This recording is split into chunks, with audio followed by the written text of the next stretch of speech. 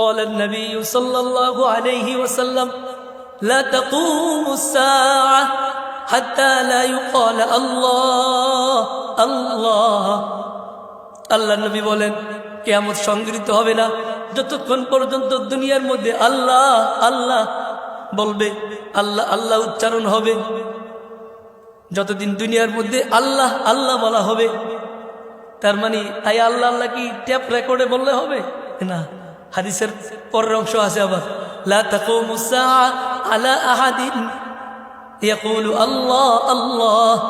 আল্লাহর নবী বলেন দুনিয়ার মধ্যে কিয়ামত ততক্ষণ পর্যন্ত হবে না যতক্ষণ দুনিয়ার মধ্যে আল্লাহ আল্লাহ বলনেওয়ালা মানুষ থাকবে। নেককার বান্দা যতক্ষণ পর্যন্ত দুনিয়ার মধ্যে থাকবে, দুনিয়ার মধ্যে যদিও অনেক গুনার সাইলাব হয়ে গেছে, দুনিয়ার যেদিকে তাকাইবেন ওই দিকেই দেখবেন জুলুম, অত্যাচার, অন্যায়, অবিচার, লুণ্ঠন, হত্যাযজ্ঞ শুধু চলছে আর চলছে। এরপরও দুনিয়া তার বহাল তবিয়ত বাকি আছে। কারণটা হলো আল্লাহ নিজে তার রসুলের মাধ্যমে বলেছেন যতক্ষণ পর্যন্ত আমার এই জমিনের মধ্যে আমার নেককার বান্দা থাকবে ততদিন পর্যন্ত আমি আল্লাহ এই জমিনকে ধ্বংস করব না। আলহামদুলিল্লাহি ওয়া কাফা ওয়া সালামুন আলা ইবাদিহিল্লাযীনা ইসতাফা আম্মা বা'দু ফাআউযু বিল্লাহি মিনাশ শাইতানির রাজীম।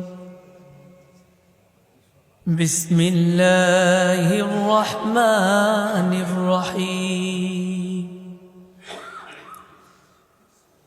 وعد الله الذين آمنوا منكم وعملوا الصالحات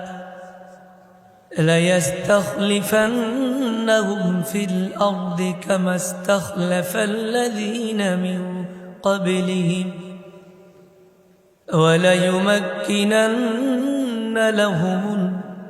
وليمكنن لهم دينهم الذي ارتضى لهم وليبدلنهم من بعد خوفهم أمنا يعبدونني لا يشركون بي شيئا ومن كفر بعد ذلك فأولئك هم الفاسقون. وقال رسول الله صلى الله عليه وسلم لا تقوم الساعة حتى لا يقال في الأرض الله الله أو كما قال عليه الصلاة والسلام إن الله وملائكته يصلون على النبي يا أيها الذين آمنوا صلوا عليه وسلموا تسليما. اللهم صل على محمد وعلى آل محمد كما صليت على إبراهيم وعلى آل إبراهيم إنك حميد مجيد. محبت الشتى جورے پوری اللهم بارك على محمد وعلى آل محمد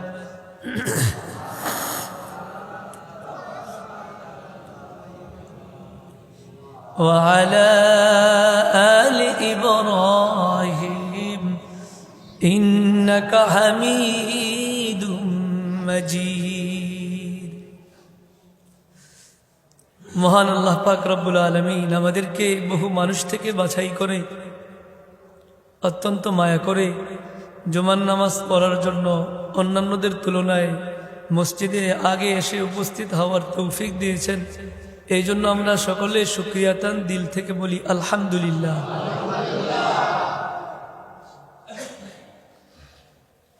বর্তমান জামানায় পুরা দুনিয়ার চিত্রের দিকে তাকালে যে জিনিসটা আমরা দেখতে পাই সেটা হলো সব জায়গাতে অত্যাচার, জুলুম, অন্যায়, অবিচার, লুণ্ঠন, হত্যাযজ্ঞ দিন দিন কেবল বেড়েই চলছে।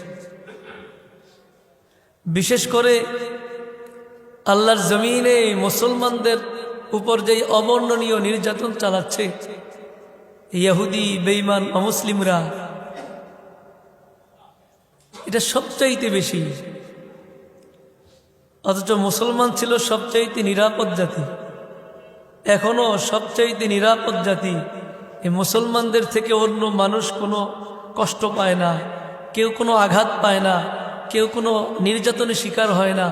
এই জাতি তো সবচাইতে নিরাপদে থাকার কথা ছিল, তাই না? জমিন কার? আল্লাহ। আসমান কার? আল্লাহ। জমিন আল্লাহর, আসমান আল্লাহর। আর আল্লাহ তো তার জমিনে খলিফা বানাইছেন মুসলমানদেরকে। কাদেরকে? আল্লাহ জমিনের মধ্যে বাদশা বানাইছেন কাদেরকে? মুসলমানদেরকে। এই জমিনের মধ্যে রাজা ছিলেন কারা? মুসলমানরা। আল্লাহর জমিনে আল্লাহর মুসলমান বান্দারা যারা বাদশা ছিলেন, রাজা ছিলেন, সরকার প্রধান ছিলেন, খলিফা ছিলেন, যারা পুরা দুনিয়াতে প্রতিনিধিত্ব করছেন আল্লাহ পাক রব্বুল আলামিনের।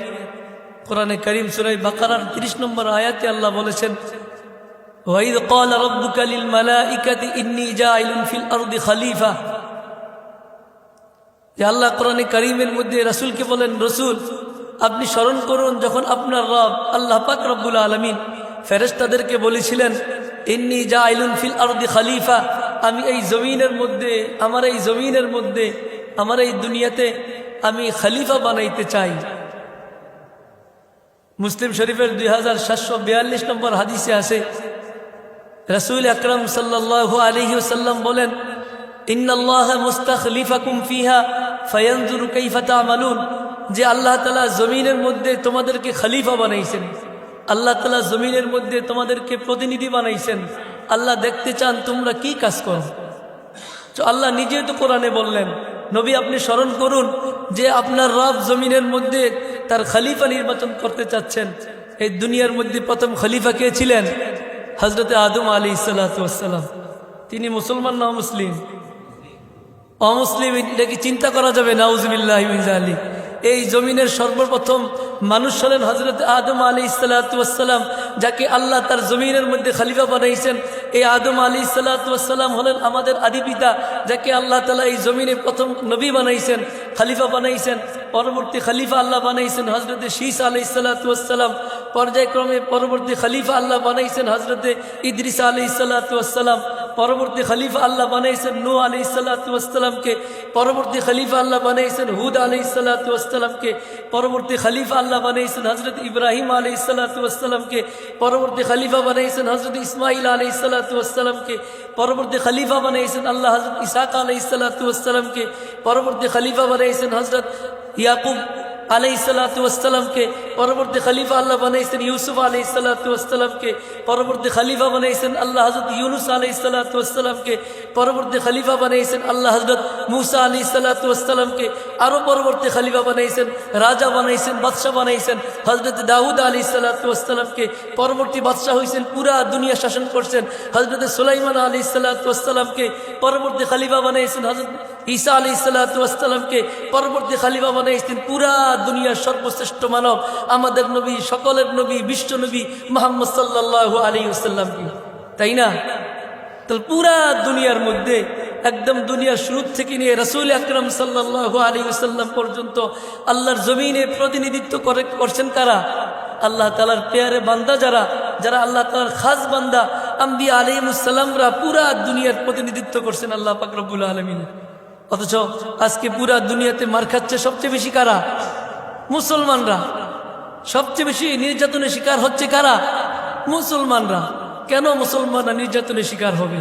কেন মুসলমানরা আজকে সবচাইতে বেশি লাঞ্ছিত হবে অমুসলিমদের হাতে? এটা তো আল্লাহর মানসা ছিল না, এটা তো আল্লাহর ইচ্ছা ছিল না। এটা কেন হচ্ছে? শুধু আমাদের বদআমলির কারণে, না অন্য কিছু। আমাদের আমল কমে গেছে, এই জন্য আল্লাহ তাআলা আমাদের উপর অমুসলিমদেরকে চাপাই দিয়েছেন। কোরআনে কারীমের মধ্যে সূরা রুমের মধ্যে আল্লাহ বলছেন, যহারাল ফাসাদু ফিল বাররি ওয়াল বাহর বিমা কাসাবাত আইদিন নাস।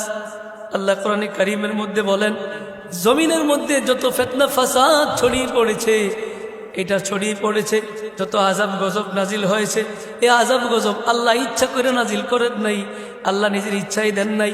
আল্লাহ তাআলা নিজের এত বড় রহমান রহিম হওয়ার পরও আল্লাহ কেন বান্দাদেরকে কষ্ট দিবেন? আল্লাহ বলেন, এত ফিতনা ফাসাদ ছড়িয়ে গেছে, আযাব কষ্ট মুসলমান পাচ্ছে, কারণটা হলো এগুলো হচ্ছে মুসলমানদের নিজের হাতের কামাই। এগুলো মুসলমানরা নিজেরা নিজের হাতে কামাই করেছে। মুসলমান গুনাহ করেছে, আল্লাহর আইন মানে না, আল্লাহর আদেশ মানে না, নবীর সুন্নত তরিকায় চলে না। আল্লাহ বলেন তাদের বদআমলের কারণে তাদের উপর আযাব চেপে গেছে। কেন আজ আযাব চাপায় দেওয়া হয়েছে? আল্লাহ বলেন লিউযিকাহুম বা'দাল্লাযী আমিলু লাআল্লাহুম ইয়ারজিউন। এই ফিতনা ফাসাদ ছড়িয়ে পড়েছে, আযাব গজব ছড়িয়ে পড়েছে, এই জন্য যেন আল্লাহ তাআলা চাচ্ছেন মানুষ আমরা যে অপকর্ম করেছি, অপকর্মের কিছু শাস্তি আল্লাহ দুনিয়াতে ভোগ করাতে চাচ্ছেন। এটা এই কষ্ট মুসলমান পড়ছে কেন? মুসলমানদের নিজেদের বদআমলের কারণে, নিজেদের আমল খারাপ, এই জন্য মুসলমানরা কষ্টে পড়তেছে। যদি মুসলমান যদি আমল ভালো হইতো, মুসলমান যদি রাসূলের সুন্নত তরিকায় চলতো, তাহলে মুসলমানদের এই কষ্ট হতো না। আজকে আমরা যারা মসজিদে আসতেছি, দোতলা যারা দাঁড়াবো, ইনশাল্লাহ এই বিষয়টা খেয়াল রাখবো যে একেবারেই পূর্ব পাশে পেছনের কাতারে আমরা কেউ না বসি, এই দিক থেকে তৃতীয় তলায় চতুর্থ তলায় পড়তে হবে, এই বিষয়টা আমরা খেয়াল রাখি। আল্লাহ তাআলা আমাদেরকে বানিয়েছিলেন সবচাইতে সম্মানিত জাতি। মুসলমান ছিল সবচাইতে সম্মানিত জাতি, তাই না? মুসলমান ছিল বাদশাহী জাতি, মুসলমান পুরা দুনিয়া রাজত্ব করছে। আজকে এই বাদশাহ জাতি, রাজার এই জাতি আজকে এতটাই নিপীড়ন স্বীকার করছে, এটা একমাত্র কারণ তাদের বদআমলের কারণ। অথচ আল্লাহ তাআলার ওয়াদা আছে যে আল্লাহ তাআলা পূর্ববর্তী উম্মতদের মধ্য থেকে যেমন আল্লাহ তার খলিফা দুনিয়ার মধ্যে নবীদেরকে বানিয়েছেন, আল্লাহ ওয়ালাদেরকে বানিয়েছিলেন, আল্লাহর বুজুর্গ বান্দাদেরকে বানিয়েছিলেন, উম্মতি মুহাম্মদীর মধ্যেও আল্লাহ তাআলা বুজুর্গ বান্দাদেরকে খলিফা বানাইবেন, আল্লাহর ওয়াদা ছিল। সূরা নূরের 55 নম্বর আয়াত আমরা কোরআন খুলে দেখি আল্লাহ কি বলেন। আল্লাহ সূরা নূরের মধ্যে বলছেন 55 নম্বর আয়াতে, নবী আপনি শুনুন যে আমি আপনার সাথে, আপনার মুমিন বান্দা বান্দীদের সাথে আমি ওয়াদা করেছি যে এই উম্মতের মধ্যেও আমি খলিফা বানাবো, আমার প্রতিনিধিত্ব করবে যারা আমার মুমিন বান্দা, আমার খালেস বান্দা, এরাই আমার প্রতিনিধিত্ব করবে। আল্লাহ বলেন ওয়া'দাল্লাহুল্লাযীনা আমানু মিনকুম ওয়া আমিলুস সালিহাত।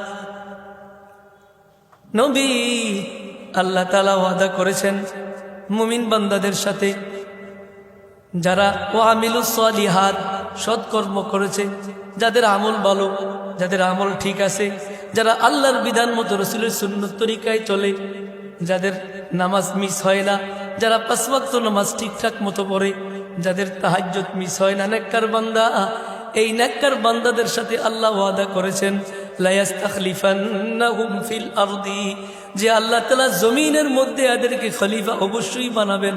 কামাস্তাখলাফাল্লাযীনা মিন ক্বাবলিহিম, যেমন পূর্ববর্তীদের মধ্য থেকে আল্লাহ আল্লাহর জমিনে খলিফা বানিয়েছিলেন।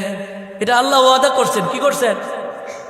তাহলে সিংহাসনে বসা, ক্ষমতায় যাওয়া, মুসলমানদের নেককার মুসলমানদের ক্ষমতায় যাওয়া, এটা কি ভালো জিনিস না খারাপ জিনিস?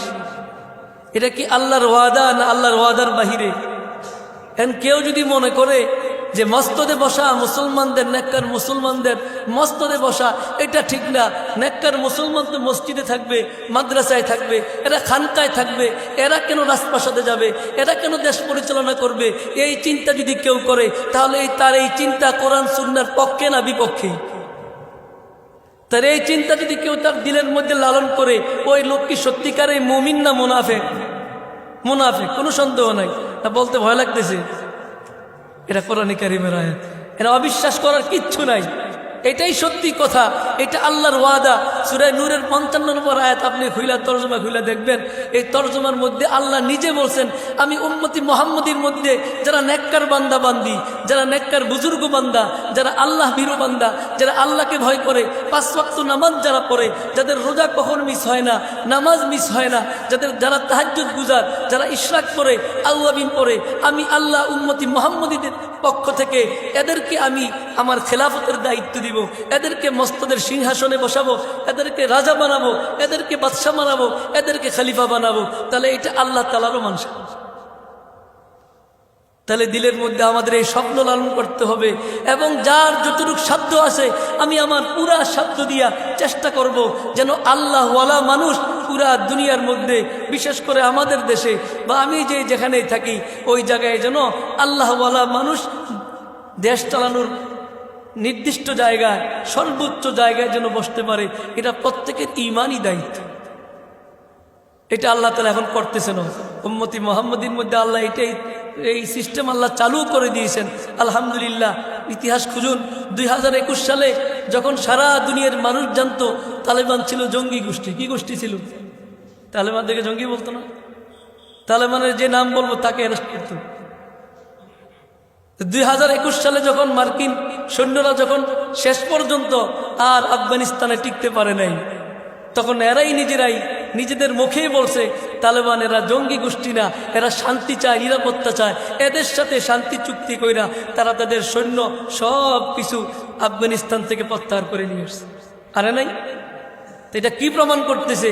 এই যে আল্লাহর ওয়াদা ছিল, আল্লাহ উম্মতি মুহাম্মদীর মধ্যে যারা নেককার বুজুর্গ বান্দা এদেরকে আবার মসজিদের মধ্যে বসাবেন।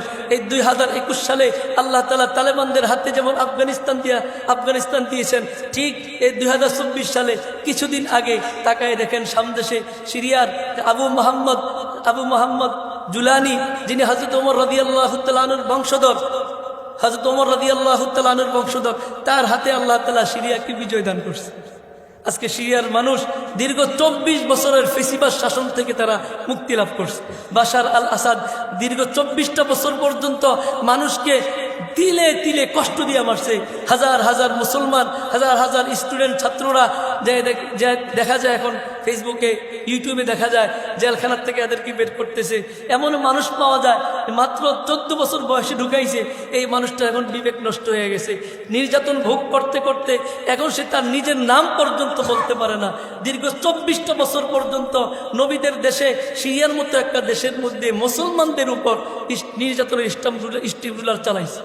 কিন্তু আল্লাহ তাআলার ইচ্ছা, আল্লাহ তাআলা ওয়াদা করেছেন নবীর সাথে, হে নবী আপনি মন খারাপ করবেন না, আমি আপনার উম্মতের মধ্য থেকে যারা নেককার এদের হাতে আবার পুরো দুনিয়ার রাজত্ব ফিরিয়ে দেব।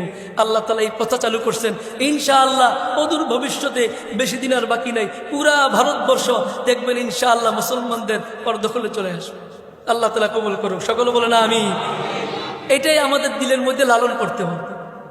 এটাই আল্লাহ বলছেন, ওয়াদাল্লাহুল্লাযীনা আমানু মিনকুম, আল্লাহ মুমিনদের সাথে ওয়াদা করেছেন যারা নেক কাজ করেছে, লা ইস্তাখলিফান্নাহুম ফিল আরদ। অবশ্যই লামে তাকিদ, নুনি তাকিদ ব্যবহার করছেন আল্লাহ। লা ইস্তাখলিফান্নাহুম ফিল আরদি, আল্লাহ অবশ্যই জমিনে নেককার মুসলমানদেরকে আবার রাজত্বের স্থানে, সরকারের স্থানে আল্লাহ তাআলা বসাইবেন। তাহলে আমাদের পরিপূর্ণ চেষ্টা করতে হবে। কিন্তু আজকে দেখা যাচ্ছে পুরা দুনিয়ার মধ্যে যদি আমরা জরিপ চালাই, শুধু আমাদের নিজেদের বদ আমলির কারণে মুসলমান সব জায়গাতে মার খাচ্ছে। গাজার দিকে তাকায় দেখেন, এটা কি কোনো চিত্র হলো? দুনিয়াতে তো মানুষের বসবাস করতেছে। হোক না সে ইহুদি, সে তো একটা মানুষ ছিল। হোক না সে খ্রিস্টান, সে তো মানুষ ছিল। হোক না সে হিন্দু, সে তো মানুষই ছিল। হোক না সে বৌদ্ধ, সে তো মানুষ। তাকে তো আল্লাহ জ্ঞান দান করছেন। কেমন করে ইহুদিরা পারে গাজার মতো একটা বিশাল একটা এলাকার মধ্যে মুসলমানদেরকে কি নির্মমভাবে নির্যাতন চালাচ্ছে। তাকাইলে দেখা যায় একটা মৃত্যুপুরীর মতো, কোনো বিল্ডিং কিছু নাই, সব ধ্বংস করে দিয়েছে। হাজার হাজার মানুষকে হত্যা করতেছে, হাজার হাজার মানুষকে একেবারেই বিকলাঙ্গ বানিয়ে দিচ্ছে। এরা জীবনে কিছুই করতে পারবে না। মানুষ যখন দিনের বেলা ঘুমায় তার এই বিশ্বাস থাকে না 1 ঘন্টা পরে সে জীবিত থাকবে কিনা, কখন যে তার ঘরের উপর বোম্বিং করে বোম ফালায়, হতে পারে তার এই ঘুমটা জীবনের সর্বশেষ ঘুম। এমন বহু মানুষ ঘুমাচ্ছে, ঘুমের আগে দিয়ে চিন্তা করে ঘুমাচ্ছে না। তাকাই দেখেন কত কষ্ট। উইগরের মুসলমান চীনের মধ্যে আছে, এই মুসলমানরা কত কষ্টে আছে। আমাদের পার্শ্ববর্তী দেশ ইন্ডিয়ার মধ্যে দেখেন মুসলমানরা কি পরিমাণ নির্যাতনে মাঝে মাঝে শিকার হচ্ছে, অথচ আমাদের এই বাংলাদেশে হিন্দুরা কত আদরে জামায় আদরে থাকতেছে। আমরা চাই না যে অন্য ধর্মের মানুষের উপর জুলুম করতে। আমরাও জনগণ, এরাও আমাদের দেশের জনগণ। আমরা যেমন নিরাপত্তার সাথে থাকি, আমরাও চাই আমাদের সাথে যারা যে সমস্ত ভিন্ন ধর্মাবলম্বী এরা থাকতেছে এরাও নিরাপদে থাকুক। আমরা কারো উপর জুলুম করতে চাই না। প্রকৃত মুসলমান তো ওই মুসলমান যার হাত মুখ থেকে আরেক মানুষ নিরাপদ থাকবে। ইনশাআল্লাহ আমরা আমাদের এই বাংলাদেশে এখনো পর্যন্ত ইনশাআল্লাহ আমরা আমাদের এই স্বভাব, এই আখলাক দেখাচ্ছি, ভবিষ্যতেও দেখাবো। মুসলমানদের তরফ থেকে কোনো অমুসলিম নির্যাতিত হচ্ছেও না, হবেও না ইনশাআল্লাহ। তারা সারা দুনিয়ায় মুসলমান মার খাচ্ছে, কি পরিমাণ মার খাচ্ছে। আমরা যদি অতীত ইতিহাস দেখি, জালেমদের ইতিহাস দেখি, দেখলে আমরা এই কথা বুঝতে পারবো যে অতীতে যত জালেম সম্প্রদায় ছিল যারা দুনিয়ার মধ্যে জুলুম করছে, আল্লাহ কি এদেরকে বাকি রাখছেন না ধ্বংস করে দিয়েছেন? একবারে মাটির সাথে মিশাই দিছে। লূত আলাইহিস সালাতু ওয়াস সালামের সম্প্রদায় গুনার কাজে জড়ায় গেছে, সমকামিতার কাজে। আল্লাহ তাআলা এমন শাস্তি দিয়েছেন, পুরা জমিনকে জের জবর, যে জমিনটা আগে যেমন ছিল পুরা উল্টাই দিয়েছেন। জমিনের নাম নিশানা রাখেন নাই, পুরা মানুষের কোনো নাম নিশানা নাই, পুরা জমিনটা উল্টাই দিয়েছেন। যে সম্প্রদায় যখনই জুলুম করছে আল্লাহ পুরা সম্প্রদায়কে ধ্বংস করে দিয়েছে। কিন্তু আমাদের উপর যে পরিমাণ জুলুম চলতেছে মুসলমানদের উপর, পূর্ববর্তী ইতিহাস হিসাবে আমরা এই কথা বলতে পারি যে আল্লাহ চাইলে আমাদেরকে যে কোনো মুহূর্তে ধ্বংস করে দিতে পারে। আগে তো আল্লাহ করছেন, তাহলে কেন আল্লাহ তাআলা এত গুনাহ হওয়ার পরেও দুনিয়াতে এখনো ধ্বংস করতেছেন না দুনিয়া? দুই কারণে। কয় কারণে? দুনিয়াতে এখন যে পরিমাণ গুনাহ চলতেছে আল্লাহ কিন্তু অতীত ইতিহাস হিসাবে ধ্বংস করে দেওয়ার কথা, তারপরও আল্লাহ আমাদেরকে ধ্বংস করতেছেন না। দুনিয়াতে এখনো কিয়ামত দিচ্ছেন না কেন? এক নম্বর কারণ, আল্লাহ রাসূল দোয়া করে গেছিলেন, ওগো আল্লাহ আমার উম্মতকে তুমি একেবারেই ধ্বংস করে দিন। রাসূলের এই দোয়ার বরকতে আমরা এখনো পুরা দুনিয়াতে যে পরিমাণ গুনাহ চলতেছে, গুনাহ চলার পরও আমরা আফিয়াতের সাথে অত্যন্ত শান্তির সাথে চলতেছি। দুই নম্বর কারণ, দুনিয়াতে আল্লাহ তাআলার কিছু বুজুর্গ বান্দা এখনো বাকি আছে, কিছু নেককার বান্দা এখনো আল্লাহর জমিনে বাকি আছে। যদি আল্লাহর ওই নেককার বান্দাগুলো জমিনে না থাকতো, যদি এই ভূপৃষ্ঠে আল্লাহ ভীরু বান্দাগুলো না থাকতো, সাদা মনের মানুষগুলো দুনিয়াতে যদি এখন না থাকতো, ওই কিছু মুষ্টিময় মানুষের কারণে আল্লাহ তাআলা দুনিয়া এখনো টিকিয়ে রাখছেন। এটা রাসূল হাদিসের মধ্যেও বলেছেন, লা তাজালু তাইফাতুন মানসুরিনা আলাল হাক্কি হাত্তা ইয়াতি আমরুস সাআ। ও আমার উম্মত শুনে রাখো, এই জমিনের মধ্যে সব সময় ছোট্ট একটা দল চলতে থাকবে। এই দলটাকে দুনিয়ার সব শক্তি, অমুসলিম শক্তি, এদের সাথে কিছু মুনাফিক শক্তি মিশে যাবে এদেরকে দুনিয়ার থেকে ধ্বংস করে দিতে। এরা কোনোদিন এদেরকে ধ্বংস করতে পারবে না। আল্লাহ তাআলা এদেরকে বারবার সাহায্য করবেন, কিন্তু আল্লাহ তাআলার যখন ইচ্ছা হবে দুনিয়াকে তছনছ করে দিবেন, কিয়ামত করে দিবেন, তো আল্লাহ তাআলা এদেরকে উঠাই নেবেন। এই বুজুর্গ বান্দাদের উসিলায় আল্লাহ তাআলা আমাদেরকে এখনো টিকায় রাখছে, ঠিক কিনা? মুসলিম শরীফের হাদিস 148 নম্বর হাদিস, قال النبي صلى الله عليه وسلم لا تقوم الساعة حتى لا يقال الله الله। আল্লাহ নবী বলেন, কিয়ামত সংঘটিত হবে না যতক্ষণ পর্যন্ত দুনিয়ার মধ্যে আল্লাহ আল্লাহ বলবে, আল্লাহ আল্লাহ উচ্চারণ হবে। যতদিন দুনিয়ার মধ্যে আল্লাহ আল্লাহ বলা হবে, তার মানে আই আল্লাহ আল্লাহ কি ট্যাপ রেকর্ডে বললে হবে না। হাদিসের পরের অংশ আছে আবার, লা তাকুমুস সাআ আলা আহাদিন ইয়াকুলু আল্লাহ আল্লাহ। আল্লাহর নবী বলেন, দুনিয়ার মধ্যে কিয়ামত ততক্ষণ পর্যন্ত হবে না যতক্ষণ দুনিয়ার মধ্যে আল্লাহ আল্লাহ বলনেওয়ালা মানুষ থাকবে। নেককার বান্দা যতক্ষণ পর্যন্ত দুনিয়ার মধ্যে থাকবে, দুনিয়ার মধ্যে যদিও অনেক গুনার সাইলাব হয়ে গেছে, দুনিয়ার যেদিকে তাকাইবেন ওই দিকেই দেখবেন জুলুম, অত্যাচার, অন্যায়, অবিচার, লুণ্ঠন, হত্যাযজ্ঞ শুধু চলছে আর চলছে। এরপরও দুনিয়া তার বহাল তবিয়ত বাকি আছে। কারণটা হলো আল্লাহ নিজে তার রসুলের মাধ্যমে বলেছেন, যতক্ষণ পর্যন্ত আমার এই জমিনের মধ্যে আমার নেককার বান্দা থাকবে ততদিন পর্যন্ত আমি আল্লাহ এই জমিনকে ধ্বংস করব না। বাইহাকির রেওয়ায়াতের মধ্যে আসছে, মুসলিম শরীফের রেওয়ায়াত 2940 নম্বর রেওয়ায়াতের মধ্যে আসছে যে যতদিন পর্যন্ত দুনিয়ার মধ্যে মুমিন বাকি থাকবে ততদিন পর্যন্ত কিয়ামত হবে না। নবী বলেন ক্বালান নবী সাল্লাল্লাহু আলাইহি ওয়াসাল্লাম ইয়াখরুজুদ দাজ্জাল ফি উম্মতি। আল্লাহর নবী বলেন এ আমার উম্মতের মধ্যে দাজ্জালের আবির্ভাব ঘটবে। কার আবির্ভাব? দাজ্জালের আবির্ভাব ঘটবে। দাজ্জালের আবির্ভাব ঘটবে সুম্মা ইয়ামকুসু 40। আল্লাহর নবী বলেন এই দাজ্জাল দুনিয়ার মধ্যে 40 থাকবে, 40 দিন বা 40 বছর এই দাজ্জাল দুনিয়ার মধ্যে থাকবে। 40 দিন দুনিয়ার মধ্যে অবস্থান করবে। নবী বলেন নাই 40 দিন না বছর, এ কথা নবী বলেন নাই, শুধু বলছেন 40। মুহাদ্দিসিনে কেরাম বলেছেন, অনেক মুহাদ্দিসিনে কেরাম বলছেন যে দাজ্জাল দুনিয়ার মধ্যে আসে 40 দিন থাকবে। দাজ্জাল 40 দিন থাকবে। এ অনেক হত্যাযজ্ঞ চালাবে, যেদিকে যাবে সেদিকে সে নিজেকে রব হিসাবে দাবি করবে। যে তাকে রব মানবে না তাকে হত্যা করে ফেলবে। সে ইচ্ছা করলে একটা মানুষকে মেরে ফেলে আবার জীবিত করতে পারবে। সে তার হাতের মধ্যে অনেক নাজ নিয়ামত দেখাতে পারবে। আল্লাহ তাআলা তরফ থেকে সে এমন কিছু ক্ষমতা পাবে যে ক্ষমতার কারণে সে মানুষকে দুর্বল করতে পারবে। সুম্মা ইয়াবআসুল্লাহু ঈসা ইবনে মারইয়াম। এরপরে আল্লাহ পাক রব্বুল আলামিন হযরত ঈসা আলাইহিস সালাতু ওয়াস সালামকে দুনিয়ায় পাঠাবেন। সুম্মা ইয়াতলুবুহু সুম্মা ইহলিকুহু। হাদিসের মধ্যে আসছে হযরত ঈসা আলাইহিস সালাতু ওয়াস সালাম দুনিয়াতে আসার পরে এই দাজ্জালকে খুঁজতে থাকবেন, ইয়াতলুবুহু তালাশ করতে থাকবেন। তালাশ করতে করতে এক সময় পেয়ে যাবেন। পাওয়ার পরে হযরত ঈসা আলাইহিস সালাতু ওয়াস সালাম তাকে ধ্বংস করে দিবেন। সুম্মা ইয়ামকুসুন নাস 7 সিনিন। আল্লাহ নবী বলেন এরপরে আমার উম্মত পুরা দুনিয়ার মধ্যে 7 বৎসর খুব নিরাপদে থাকবে। কয় বৎসর? 7 বৎসর খুব শান্তিতে বসবাস করবে।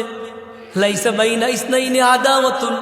নবী বলেন এতটা নিরাপত্তার সাথে থাকবে যে দুইজন মানুষের মধ্যে কোনো শত্রুতা থাকবে না, পরস্পরে বন্ধু হয়ে যাবে, একজন আরেকজনের খায়ের খা হয়ে যাবে, একজন আরেকজনের ইকরাম করবে, একজন আরেকজনের বিপদে দৌড়ে যাবে, একজন আরেকজন কিভাবে শান্তিতে থাকা যায় তার জন্য চেষ্টা করবে, একজন আরেকজনকে কোনোদিন কষ্ট দিবে না, একজন আরেকজনের পেছনে পড়বে না, একজন আরেকজনের ক্ষতি করবে না, একজন আরেকজনের গীবত চর্চা করবে না, একজন আরেকজনের দুশ্চর্চা করবে না। এমন কোনো ক্ষতিকর কোনো কাজ আছে যে কাজটা কোনো মুমিন করবে? হতে পারে না। কোনো খারাপ কাজ কোনো মুমিন করবে না। এভাবে 7টা বছর কাটাবে। কয় বছর কাটাবে? 7 বছর কাটাবে।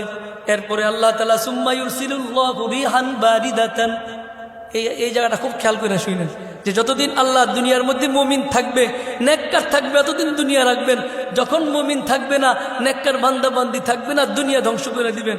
এই অংশটা শুনলে বুঝবেন। সুম্মা ইউরসিলুল্লাহু রিহান বারিদাতান। আল্লাহ নবী বলেন এরপরে আল্লাহ তাআলা 7 বছরের পরে একটা ঠান্ডা সমীরণ বায়ু পাঠাবেন, ঝিরঝিরে বাতাস পাঠাবেন। এই বাতাসটা পুরো দুনিয়ার মধ্যে ছড়িয়ে যাবে। এই বাতাস যার গায়ে লাগবে, এই বাতাস শুধু মুমিন মুত্তাকিনদের গায়ে লাগবে। মুমিন মুত্তাকিনদের গায়ে লাগার সাথে সাথে ওই মুমিন মুত্তাকিন মারা যাবে। আল্লাহ নবী বলেন লাউ আন্না আহাদাকুম দাখালা ফি কাবিদিল জাবালি। আল্লাহ নবী বলেন ও আমার উম্মত শোনো, যদি কোনো মুমিন পাহাড়ের গুহার মধ্যে যায় লুকায়, যে গুহা কোনোদিন মানুষের পক্ষে বের করা সম্ভব না, এমন নির্জন জায়গাতে যায় যদি কোনো মুমিন লুকায়, আল্লাহ পাক রব্বুল আলামিন বাতাসের এই ঝিরঝিরে বাতাসের এমন শক্তি দিবেন লা দাখালাত আলাইহি হাত্তা কবাজাতহু। নবী বলেন এই সমীরণ, এই বায়ুটা, ঝিরঝিরে বাতাসটা ওই নির্জন জায়গাতে পাহাড় গুহার মধ্যে যায়, তা ওই মুমিনের গায়ে লাগবে। লাগার সাথে সাথে ওই মুমিন দুনিয়ার থেকে চলে যাবে। ফায়াবকা আলা ওয়াজহিল আরদি শিরারুন নাস। এভাবে মুমিন মারা যেতে যেতে দুনিয়ার মধ্যে আর কোনো মুমিন থাকবে না, শুধুমাত্র খারাপ মানুষ থাকবে। এরপরে কিছুদিনের পরে আল্লাহ পাক রব্বুল আলামিন দুনিয়াকে ধ্বংস করে দিবে। হাদিস আমাদেরকে কি মেসেজ দিল? হাদিস আমাদেরকে এই জিনিসটা জানান দিল, ও দুনিয়ার মানুষ শোনো, যতদিন পর্যন্ত আল্লাহর এই জমিনে, আল্লাহর এই পবিত্র ভূখণ্ডে নেককার মানুষ থাকবে, হোক না তারা পরিমাণে কম, সংখ্যায় কম, তাদের উসিলা করে আল্লাহ পুরা কুল কায়নাতকে ঠিক রাখবেন। যখন এই সামান্য সংখ্যাগরিষ্ঠ মুসলমান যখন দুনিয়ার থেকে ওই হালকা ঝিরঝিরে বাতাসের মাধ্যমে দুনিয়া থেকে চলে যাবে, এক সময় দেখা যাবে দুনিয়ার মধ্যে কোনো নেককার মানুষ থাকবে না, সব খারাপ মানুষ থাকবে, খারাপ মানুষ থাকবে। ওই সময় আল্লাহ পাক রব্বুল আলামিন পুরা দুনিয়াকে ধ্বংস করে দিবেন। পশ্চিম দিগন্ত থেকে সূর্য উঠবে, অবস্থা এমন দাঁড়াবে যে একজন মানুষ সে তার বাচ্চে পানি পান করানোর জন্য গামলাতে পানি ঢালবে, হাদিসের মধ্যে আসছে ওই পানি পান করানো শেষ হবে না, হযরত ইসরাফিল আলাইহিস সালাম সিংহায় ফু দিবেন। একটা সময় যাওয়ার পরে এই লোকটা ফু শোনার সাথে সাথে সে হঠাৎ বেহুশ হয়ে পড়ে যাবে। আর এই আওয়াজটা এমন বিকট হবে, বিকট আওয়াজের কারণে লোকটা মারা যাবে। একটা লোক তার ঘরের দিকে রওনা করছে, ঘরে ঢুকতে পারবে না, আওয়াজ তার কানের মধ্যে আসবে সিংহার ফু। এই আওয়াজ আসার সাথে সাথে সে সেখানেই পড়ে যাবে। আওয়াজের বিকট শব্দের কারণে একসময় লোকটা দুনিয়ার থেকে চলে যাবে। তার মানে দুনিয়াতে মুমিন বান্দা বান্দিদের কত দাম দেখছেন। কিন্তু আজকাল দুনিয়ার মানুষ যারা মুখলিস বান্দা, নেককার বান্দা, এদেরকে কদর করতে চায় না। জাতি বড় দুর্ভাগা। যদি জাতি জানতো যারা বুজুর্গ বান্দাদেরকে সম্মান দেয় না, এরা যদি জানতো যে আমি আমার ঘরেতে শান্তিতে থাকি, আমি আমার এত সুন্দর বিল্ডিংয়ে এত আরামে থাকি, সন্তানাদি নিয়ে এত আরামে থাকি, এই আরামে থাকার ওসিলা কিন্তু এই নেককার মানুষটা। যদি এই নেককার মানুষ না থাকে, এই ভালো মানুষগুলো না থাকে, আমার এই সুন্দর বাড়িঘর কিন্তু কিচ্ছুই থাকবে না, ঠিক কিনা? তাহলে ভালো মানুষদের কি পরিমাণ সম্মান দেওয়া দরকার। আমরা এখন যারা মসজিদে আসতেছি একটু কষ্ট করে দোতলায়, আমরা পেছনের কাতারে কেউ বসবো না, 3 তলায় উঠতে হবে, আবার প্রয়োজনে কেউ নামতেও পারে। আমরা দোতলায় পেছনের কাতারে কেউ বসবো না, 3য় তলায়ও পেছনের কাতারে কেউ বসবো না। 3য় তলায় বসলে সমস্যা নেই, দোতলায় কেউ আমরা পেছনের কাতারে বসবো না। তাহলে মুসলমানদের দাম আল্লাহর কাছে সবচাইতে বেশি, এবং আল্লাহ চাচ্ছেন এই জিনিসটাও, ও আমার বান্দা বান্দিরা, তোমরা আমার নেককার বান্দা বান্দিদেরকে জমিনে সম্মান দাও। যাদের দিলগুলো ভালো, ওই মানুষগুলোকে তুমি খুঁজে বের করো, এই মানুষগুলোকে প্রকৃত সম্মান তুমি দেওয়ার চেষ্টা করো। যদি প্রকৃত সম্মান না দাও, তাহলে কিন্তু তুমি আরামে থাকতে পারবে না। আর আল্লাহ কিন্তু বান্দার দিলের দিকে দেখেন। কোন দিকে দেখেন? মানুষটা দেখতে অসুন্দর, কিন্তু তার দিলটা দুধের মতো পবিত্র, দুধের মতো সাদা, একেবারেই সাদা। আল্লাহ তাআলা ওই তার চেহারা অসুন্দর হতে পারে, তার দেহ থেকে দুর্গন্ধ আসতে পারে, তার সমাজে কোনো পরিচিতি না থাকতে পারে, কিন্তু তার পরিচিতি আছে কার কাছে? আল্লাহর কাছে। আল্লাহ ওই লোকটাকেই মহব্বত করে। হাদিসের মধ্যে আসছে স্পষ্ট, ইন্নাল্লাহা লা ইয়ানজুরু ইলা সুওয়ারিকুম ওয়ালা ইলা আজসামিকুম ওয়ালাকিন ইয়ানজুরু ইলা কুলুবিকুম ওয়া আমালিকুম। আল্লাহ নবী বলেন, ও আমার উম্মত শোনো, আল্লাহ কিন্তু তোমাদের আকৃতির দিকে তাকান না, তুমি কতটুক সুন্দর, তুমি কতটুক লম্বা, তুমি দেখতে কতটুক সুঠাম দেহের অধিকারী, আল্লাহ কিন্তু ওইদিকে তাকান না। আল্লাহ তাকান কোন দিকে? আল্লাহ তাকান ইলা কুলুবিকুম। ও উম্মত, তোমার অন্তরের দিকে আল্লাহ তাকান। ও মা, তোমার অন্তরের দিকে আল্লাহ তাকান। ও আমার মুসলিম ভাইরা, তোমার অন্তরের দিকে আল্লাহ তাকান। আল্লাহ এরপরে তাকান ও আমালিকুম, আমলের দিকে। যার অন্তর সুন্দর তার আমলও তো সুন্দর হবে, নাকি অন্য কিছু? তা অন্তর সুন্দর হলে আমলও কি হবে? সুন্দর। এই জন্য দেখা যায় এক সাহাবীর বেলায়, যে সাহাবীর অন্তর ছিল খুব পরিষ্কার, সব সাহাবীর অন্তরেই পরিষ্কার ছিল, কিন্তু এই সাহাবীর আমলও করার সময় হয় নাই, শুধুমাত্র ঈমান আনছে, আমল করে নাই, মারা গেছেন, আল্লাহর রাস্তায় শহীদ হয়ে গেছেন, পুরো জান্নাতে চলে গেছে। বাইহাকি শরীফের রওয়ায়াত, হযরত আনাস রাদিয়াল্লাহু তাআলা আনহু সূত্রে বর্ণিত, যে আল্লাহ তাআলা যে দিলকে প্রাধান্য দেন, আল্লাহ মানুষের আকৃতির দিকে তাকান না। এই হাদিসটা শুনলে আরো সুন্দর করে বুঝবেন। আল্লাহ রসুল বর্ণনা করেন, আনাস রাদিয়াল্লাহু তাআলা আনহু বর্ণনা করেন রাসূল থেকে, হযরত আনাস রাদিয়াল্লাহু তাআলা আনহু বলেন যে খাইবার এলাকায় এক ইহুদি ছিল, নাম হলো আমের। কি নাম? আমের। নামগুলো মনে রাখবেন। এই আমেরের এক গোলাম ছিল, গোলামটা ছিল অনেক কালো। তার কাজ ছিল কি? ইয়ারআ গালামান লাহু। তার কাজ ছিল কি? সে ওই তার মালিকের মেষপাল চড়াইত, বকরি মাঠে নিয়ে রাখতো, এটাই তার কাজ ছিল, তার এটাই চাকরি ছিল। সে প্রতিদিন মেষপাল নিয়ে চলে যেত মাঠে, পাহাড়ের বিভিন্ন আশপাশে সেই বকরিগুলো চড়াইতো, আবার বিকেলবেলা নিয়ে আসতো।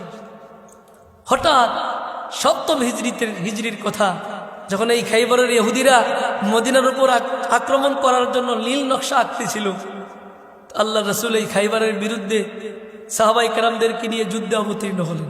কত হিজরিতে? সপ্তম হিজরিতে। কত হিজরিতে? খাইবারের যুদ্ধ কত হিজরিতে হয়েছে? সপ্তম হিজরিতে। এগুলো কিন্তু মুসলমানদের মনে রাখতে হবে, বিশেষ করে যুবক যারা আছে, যুবকদের তো এগুলো মনে রাখা খুব দরকার। কেন এই পুরা জাতি যুবকদের উপর নির্ভর করে। বয়স্ক মানুষ তো যুবকদের জন্য, আমাদের জন্য হলো হাদিয়া স্বরূপ। এরা তো আমাদের জন্য দোয়া করবে, কাজ করবে কারা? যুবকরা। যুবকরা মুসলমানদের ইতিহাস জানতে হবে। যুবকরা যদি মুসলমানদের প্রকৃত ইতিহাস জানে, ইনশাআল্লাহ যুবকের যদি রক্তের কণিকায় যদি মুসলমানদের রক্তের প্রবাহিত হয়, বারবার যদি যুবকরা পূর্ববর্তী মুসলিমদের মতো উজ্জীবিত হয়, আগ্রহ দেখায়, ইনশাআল্লাহ এই যুবকদের হাতে একসময় পুরা দুনিয়া চলে আসবে। তো যুবকদের জানতে হবে। সপ্তম হিজরিতে খাইবারের যুদ্ধ হয়। তো আল্লাহ রসুল গেলেন মুসলমানদের সাহাবায়ে কেরামদেরকে নিয়ে খাইবরকে ঘেরাও করলেন, দুর্গ ঘেরাও করলেন। তো ওই যে গোলাম মেশপাল চড়াইত, সে হঠাৎ দেখলো দুর্গের মধ্যে ফাখাদুস সিলাহ, দুর্গের যারা আছে ইহুদি, হেরা অস্ত্র ধারণ করতেছে। ওয়াস্তাআদ্দু লিকিতালি রাসূলিল্লাহি সাল্লাল্লাহু আলাইহি ওয়াসাল্লাম, এরা আল্লাহ রসুলের সাথে মোকাবেলা করার জন্য, যুদ্ধে অবতীর্ণ হওয়ার জন্য এরা প্রস্তুতি নিচ্ছে। সাআলাহুম মাজা তুরিদুন, এই গোলাম জিজ্ঞেস করলো ইহুদিদেরকে যে তোমরা কি করতে চাচ্ছ, কি জন্য তোমরা অস্ত্র ধারণ করতেছ? এত আরাম এসে থাকতেছিলে, কোনো ধরনের যুদ্ধ বিগ্রহ ছিল না, হঠাৎ করে তোমরা অস্ত্র ধারণ করতেছো কেন? কে জিজ্ঞেস করলো? এই গোলাম। তো তারা উত্তর দিল কি যে নুকাতিলু মুহাম্মাদান, আমরা মুহাম্মাদের বিরুদ্ধে যুদ্ধ করতে চাচ্ছি। আন্নাহু জামা আন্নাহু নবিয়্যুল্লাহ, ওই লোক দাবি করতে যে সে নাকি আল্লাহর রসুল। এ তো কখনো হতে পারে না। আমরা তার বিরুদ্ধে যুদ্ধ ঘোষণা করছি, এই জন্য আমরা তার বিরুদ্ধে যুদ্ধে অবতীর্ণ হওয়ার জন্য আমরা অস্ত্র ধারণ করতেছি।